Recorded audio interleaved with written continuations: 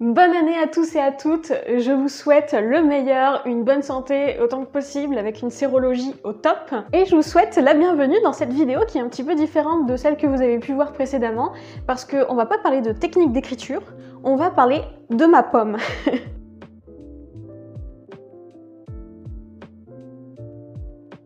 C'est le moment de l'ego trip, c'est le moment où je ne dis rien de vraiment constructif parce que je vais parler de moi. Enfin, je suppose que ça ne va pas intéresser tout le monde, j'ai même très peur que ça n'intéresse personne.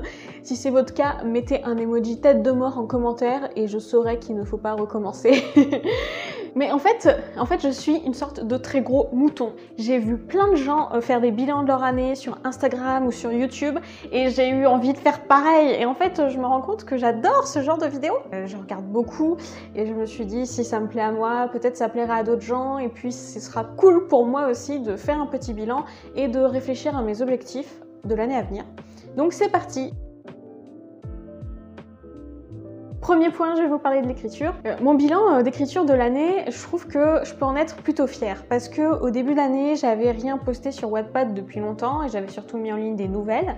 Et aujourd'hui, j'ai un roman intégralement publié, une novella de 10 chapitres et un roman en cours dont j'ai déjà fini le premier jet. Donc j'en suis vraiment plutôt contente. Les choses se sont plutôt bien goupillées de ce côté-là. J'avais fait un premier jet pour mes deux histoires, donc Le Sanctuaire perdu et Piégé par la Nerd. Et pendant cette année, j'ai réussi à finir le premier jet du Sanctuaire perdu, alors que c'était pas gagné. J'ai bouclé les histoires, j'ai fait des réécritures, j'ai posté sur Wattpad. Et ça, c'était vraiment, je pense, la chose la plus positive de mon année. De poster sur Wattpad, ça a été ultra cool. Le Sanctuaire perdu a connu quand même une très belle progression parce que j'ai commencé à poster au printemps, j'ai fini toute fin septembre. Fin septembre à peu près, c'est aussi le moment où mon roman est arrivé dans le top 10 des histoires de loup-garou de Wattpad et il y est toujours. Alors il commence un tout petit peu à baisser mais il est resté quand même plusieurs mois dans ce top-là. Je suis aussi montée dans la catégorie fantastique et fantasy et ça m'a apporté énormément de lecteurs. Ça a été trop cool, les chiffres voilà, ont explosé, puis j'ai eu plein de commentaires et je me suis sentie aussi très reconnue, enfin, c'était vraiment trop cool, très encourageant pour moi. Au début j'étais un peu triste parce que je postais et qu'il n'y avait pas trop de réactions, mais très vite, parce que j'ai osé un petit peu faire ma promotion en dehors de Wattpad, j'ai trouvé des gens que mon histoire intéressait, qui sont venus voir et qui ont été mais trop sympas. J'ai reçu énormément de positivité, beaucoup d'encouragement et vraiment pour voir que ça se passait sur internet et que j'avais très peur du côté jalousie ou commentaires négatifs, ce genre de trucs. Ça, c'est pas du tout ce qui m'est arrivé. Les rares fois où j'ai eu un petit peu des sentiments négatifs en lisant des commentaires, c'était surtout qu'il y avait une incompréhension et si tu posais une question en mode je comprends pas bien ce que tu as voulu dire, les gens reformulaient, on se rendait compte qu'ils étaient vraiment très bienveillants.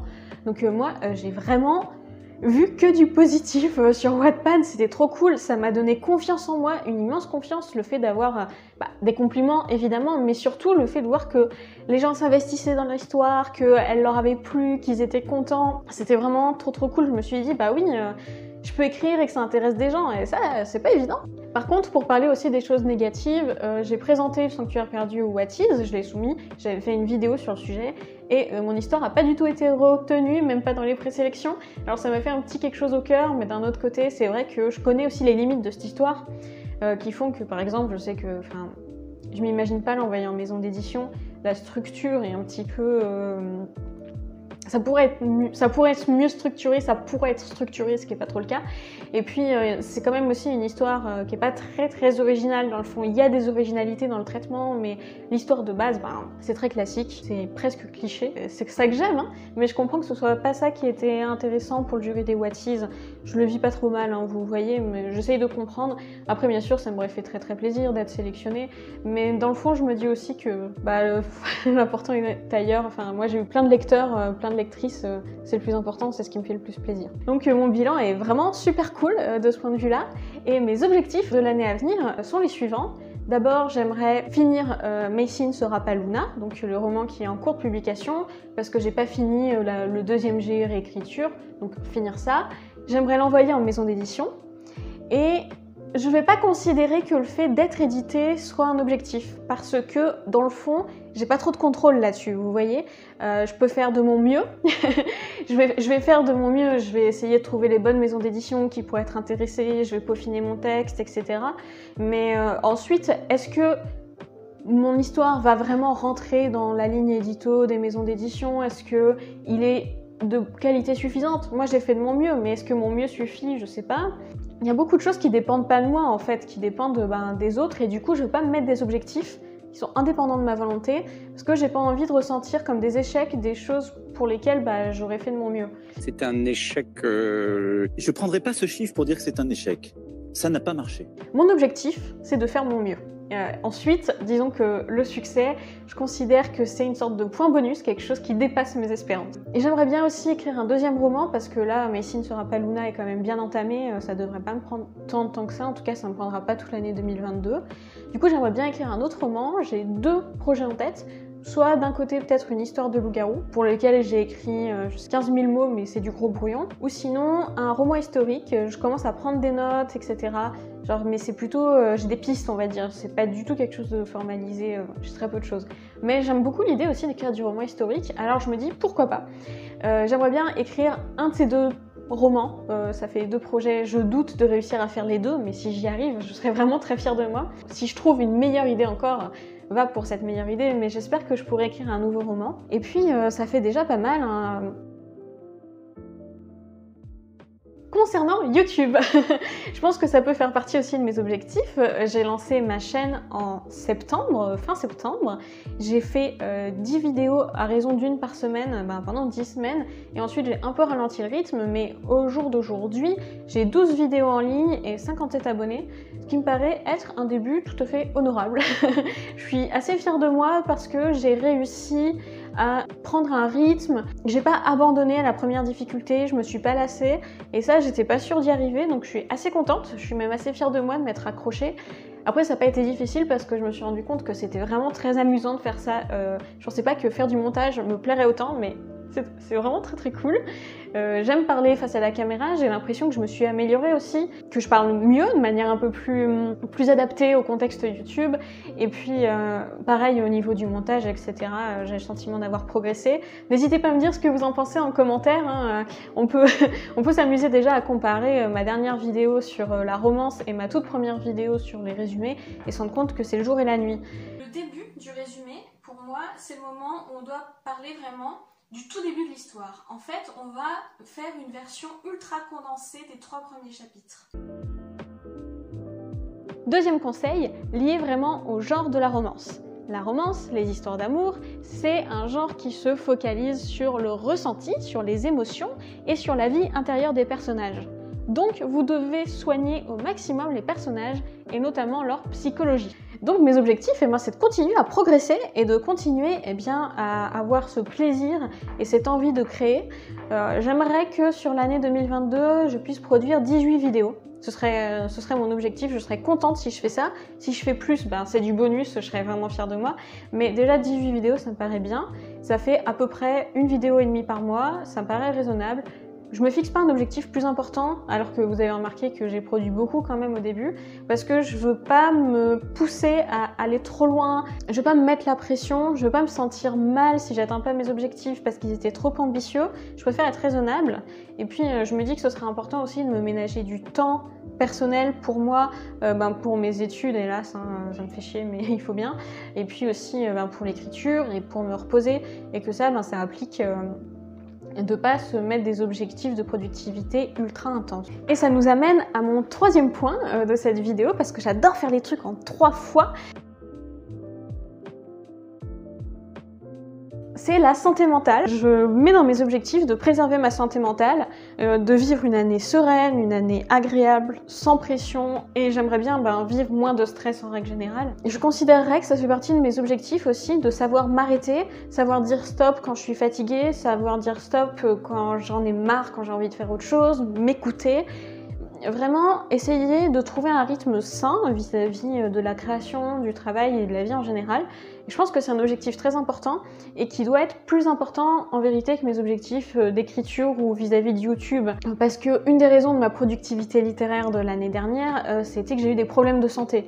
J'ai pas été en cours au 2e semestre, donc j'avais du temps pour écrire. Ça m'a fait prendre conscience que la santé c'était ultra important, que je pouvais pas la négliger sans en subir ensuite des conséquences très graves, et j'ai pas envie d'être malheureuse dans la vie donc je prends mon bonheur et mon bien-être en compte et je considérais que c'est un de mes objectifs. Donc si jamais je me malmène pour atteindre les autres objectifs, eh bien j'aurais raté quelque chose. Voilà pour mon bilan. J'espère que ça vous a intéressé. Le but c'est pas forcément de faire la maline, même si vous pouvez considérer que si, je suis en train de faire la maline, mais c'est aussi prendre le temps de se retourner sur ce qu'on a fait et s'autoriser à être fier de soi. Ah, est-ce qu'elle va attaquer mon setup? Parce qu'il y a une petite boîte rouge. Ah bah oui, elle est dedans. Mais c'est bon, c'est pas tombé, ça bouge pas. Donc, qu'est-ce que je disais?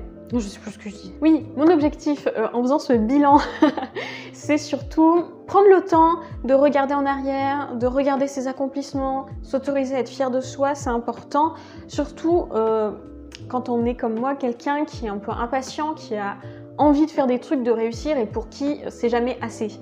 Je me dis, si, c'est quand même déjà pas mal, j'en ai déjà fait, j'ai peut-être pas encore atteint tous mes objectifs et tous mes rêves, mais il faut que je sois fière de moi pour ce que j'ai déjà fait, parce que on avance un pas après l'autre de toute façon, et donc c'est petite étape par petite étape que les choses se construisent. C'est très cousu de fil blanc, c'est des banalités, c'est vrai, mais moi j'ai besoin parfois de me mettre dans cet état d'esprit-là, de m'autoriser à me réjouir pour ce que j'ai fait, plutôt que de me mettre la pression sur ce que j'ai pas encore fait. Et sur mes objectifs de l'année, c'est un peu la même idée, déjà de me fixer des objectifs raisonnables, et puis comme ça à la fin de l'année prochaine de me dire si j'ai atteint ces objectifs, et on sait jamais, même si je les ai dépassés, je pourrais me dire que je suis fière de moi, que mon mois de l'année dernière est super content, et me concentrer là-dessus plutôt que me concentrer sur mes rêves absolument inatteignables, enfin ou pas inatteignables, mais les rêves qui sont vraiment à entrevoir sur le très long terme. Après, on peut prendre 5 minutes pour rêver. Mes rêves pour l'avenir, ce serait d'abord, concernant cette chaîne YouTube, qu'elle atteigne peut-être 1000 abonnés. 1000 abonnés, ce serait trop cool.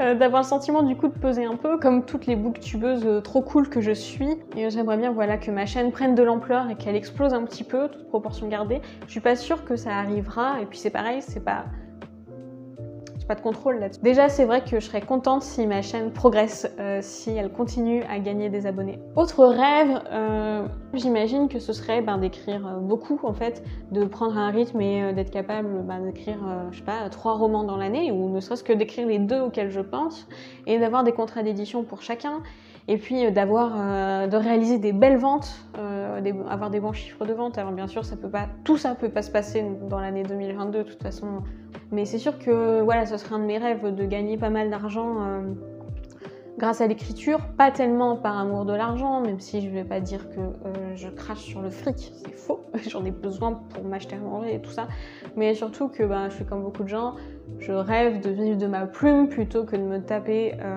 des études et un job qui franchement me vendent pas du rêve. Et ça, ça signifie qu'il faudrait pouvoir écrire des livres qui rapportent de l'argent, qui font des bons chiffres.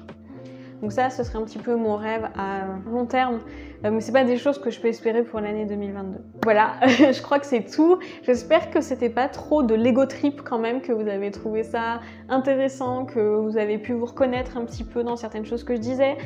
Si vous êtes en train de faire le bilan ou de réfléchir à vos objectifs de l'année, pensez à ce que j'ai dit sur le fait de s'auto-préserver, sur la santé physique et mentale, sur le fait que l'important c'est d'être aussi serein et que parfois il faut sacrifier certains objectifs pour ça. Je pense que c'est important et qu'on a tous besoin de l'entendre. Prenez soin de vous. N'hésitez pas à me parler de vos objectifs pour l'année à venir et de vos accomplissements pour l'année 2021. Je serais ravie d'en apprendre plus sur vous en commentaire. Et puis, c'est le moment aussi, puisque on a dit que cette vidéo serait centrée sur ma gueule. Vous avez vu mon nouveau sweat, il est trop beau. Vous avez vu mon décor. Est-ce qu'il est pas sympa aussi? Qu'est-ce que vous en pensez? Jusque-là, j'ai plutôt filmé dans une autre pièce devant ma bibliothèque parce que j'aime bien être debout, mais quand j'ai commencé à filmer, je me suis dit que ça c'était quand même assez joli aussi. Et dites-moi si vous pensez que ça serait sympa que je refasse des vidéos comme ça dans ce décor-là. Pour le moment, il y en avait une. Est-ce que vous devinerez laquelle c'était? Mais il y a une vidéo qui est tournée dans ce décor. Donc voilà, peut-être que je vais expérimenter des nouvelles choses. Et puis tiens, on pourrait parler un peu de mes projets, des choses concrètes qui arrivent sur la chaîne dans les mois à venir. Il y a la vidéo sur les coups de théâtre que je crois que j'ai un petit peu trop teasé, j'en ai beaucoup trop parlé. Il y a un nouveau type de vidéo qui va arriver, des analyses de livres, où en fait je vais appliquer ce dont on a parlé dans les vidéos un peu plus théoriques à un cas spécifique de livre que j'ai lu, que j'ai bien aimé et dont je vous parle. Et puis, ce sera déjà pas mal. Dans l'idéal aussi, je m'étais dit que je voudrais faire des vlogs. J'ai parfois filmé des extraits de vlogs, mais je me rends compte que la perspective de monter un vlog me fait pas du tout rêver. Et on va mettre ça dans la liste des objectifs aussi, tiens. Me botter le cul et sortir un vlog, parce que j'aime bien regarder les vlogs des gens, alors je me dis que ça pourrait être rigolo, mais c'est vrai que j'ai un peu du mal à me lancer là-dedans. Voilà, j'ai vraiment beaucoup parlé, à tort et à travers. J'espère que ça vous a plu. Je vous remercie d'avoir regardé jusqu'au bout. Je vous remercie de regarder mes vidéos. Si vous êtes abonné à ma chaîne, je vous remercie encore plus. Et si vous le faites maintenant, eh bien, vraiment, vous êtes super.